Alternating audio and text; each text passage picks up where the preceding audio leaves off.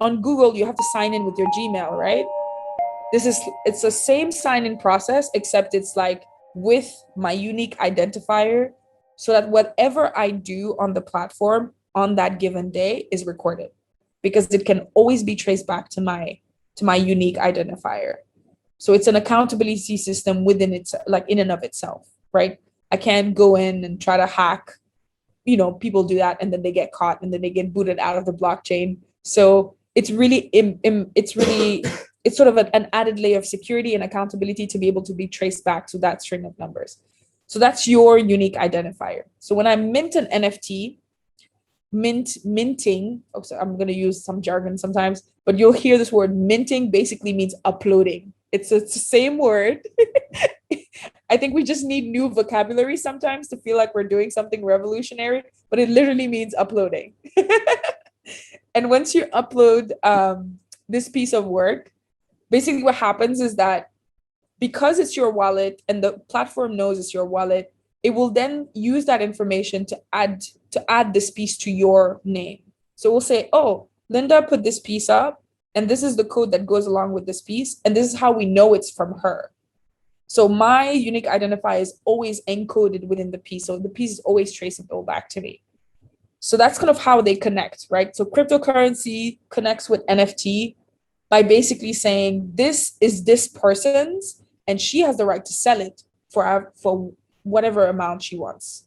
She has the right to sell however many copies she wants, right? So that's sort of the idea of that. So once I've minted a piece, once I've uploaded a piece and I have this unique identifier, I can then decide to list it. And listing means basically put it up for sale. So when I put it up for sale, I say I want 0.5 Ethereum, which is basically around $1,000. That's how much I'm selling the piece for. So on some platforms, and this is basically looks a lot like the art world today at this point, moving on, because it's less about tech and more about markets, right? So when I list the piece, I decide the price, right? Every artist has to go through that process at some point of like how much, like what's the value of my art? So you look around at analogous artwork, artists that are around the same like level of experience as you are, you determine your price, and then you put up this piece for sale. And then there's different ways that the sales happen. So you have auction houses, you have like basically your mom and pop shops, you have your big malls of collectibles that you can buy. So there's all these different marketplaces that exist around the internet. For example, a platform called Foundation does mostly auctions. Actually, that's all they do. When you list a piece on Foundation, it's always a rare piece, which means always one, and there's no other copies of it. And when you put that up, it's always auctions. There is another one where you can determine how many copies you want to sell. So maybe you don't want to sell something too expensive.